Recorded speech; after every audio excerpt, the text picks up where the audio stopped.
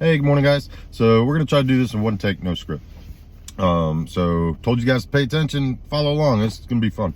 So God's got us in North Carolina now, not North Georgia. So we're just gonna go with his plan and see what he's got going on. I believe this is part of it. So today I'm gonna share my little testimony about one of the worst days of my life. So we were in Afghanistan. It was 2019. 1 week we had just a lot of casualties come in, civilian casualties to the outpost. Almost all blast amputations. It was like every day for a week, man. They kept us busy in our little trauma hut. But this one particular day, we're standing outside. I'm by the mortar pit. Boom! All right, big old explosion goes off. You got your mushroom cloud, and we're just all sitting back watching it. This thing is about probably 400 meters away in the village of Mohmand. My interpreter comes up and says, "This one's bad." He says, "We got casualties coming in. This one's bad." He'd never used those words before.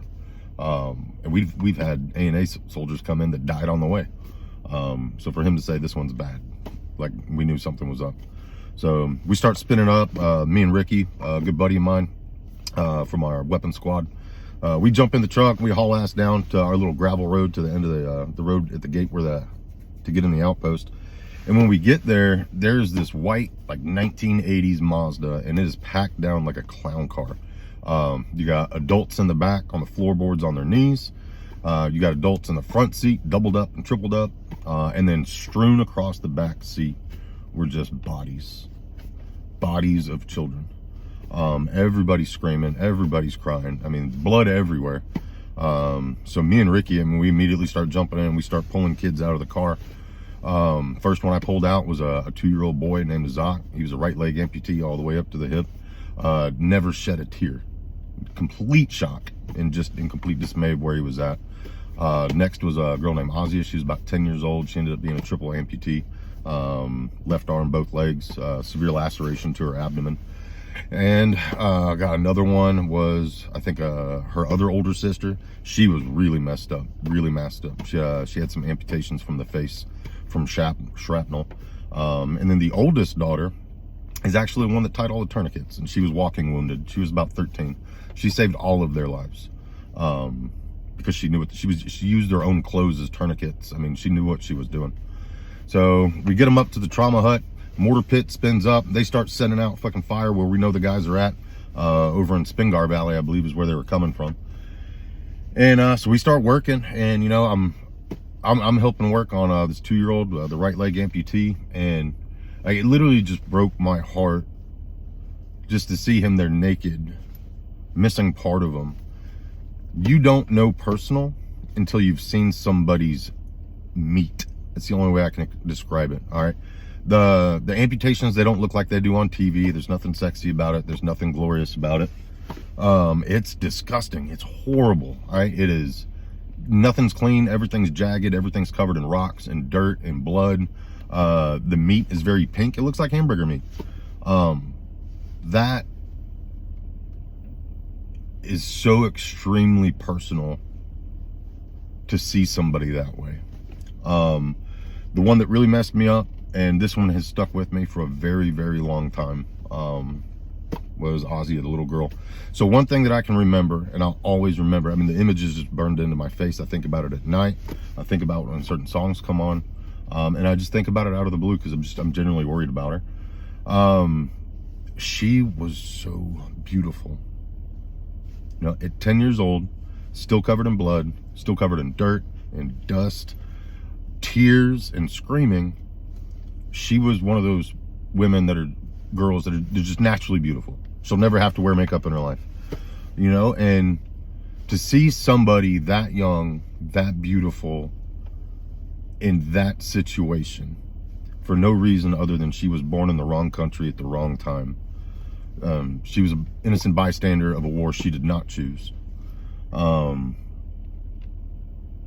being with somebody in the worst moment of their life, a moment that will change their lives for absolute ever, is such a soul connecting experience.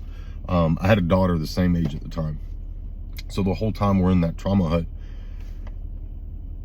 all I see is my daughter.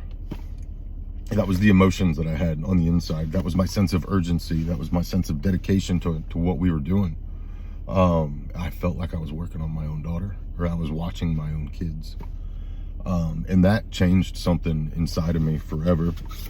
So this watch right here, a lot of people at Camp Hope have seen it. This is the watch I wore in Afghanistan. I'll take some close-up pictures of it and post it with the video, but the band is soaked with blood. That's not my blood. All right.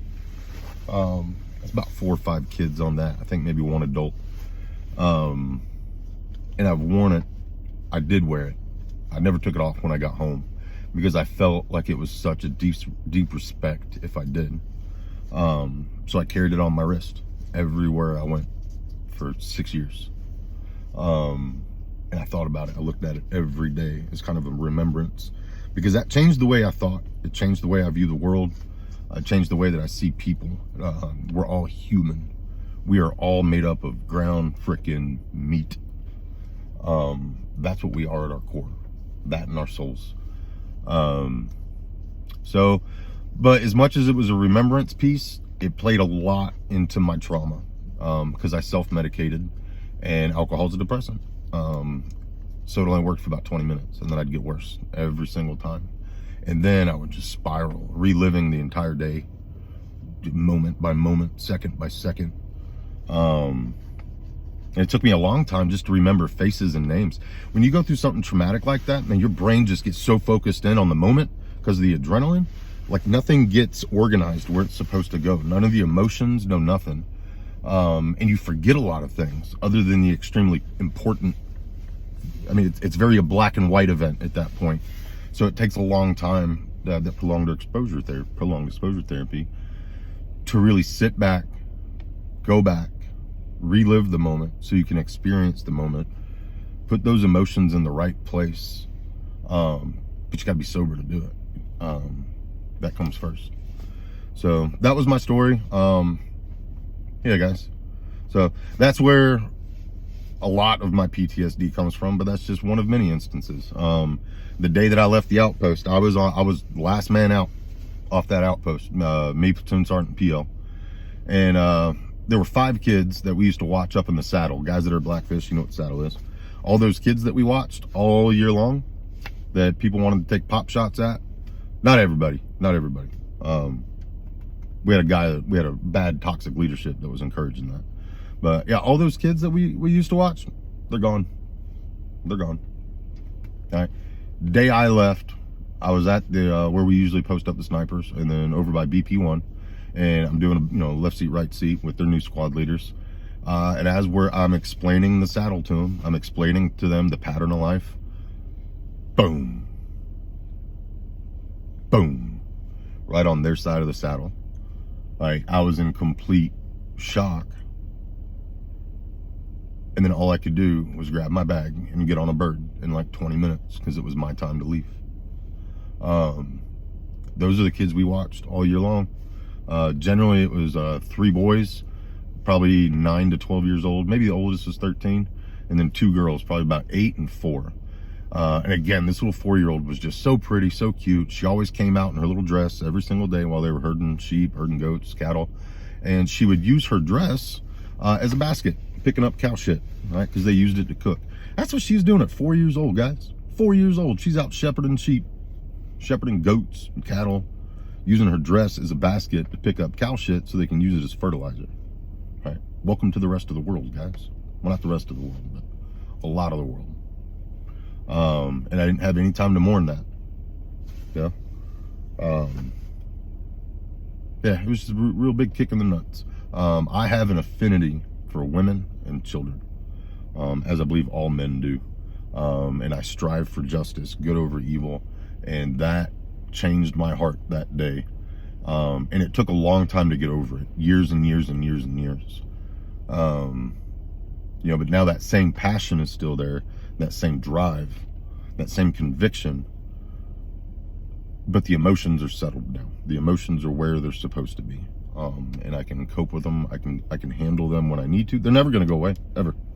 But it had to change the way I had to change my view on the situation to be able to handle the emotions. So that's all I got, guys. I'll take some pictures of the watch. You guys can see it. It's means a whole lot to me. I still can't get rid of it. That's why I keep it in a case. It'll go in my queso stuff eventually. So that's it, guys. That's what PTSD looks like. That's what long-term sobriety looks like. All right, it was through God. Christ cures addiction because he hears the heart. Y'all have a good day. Be blessed. Thanks for watching.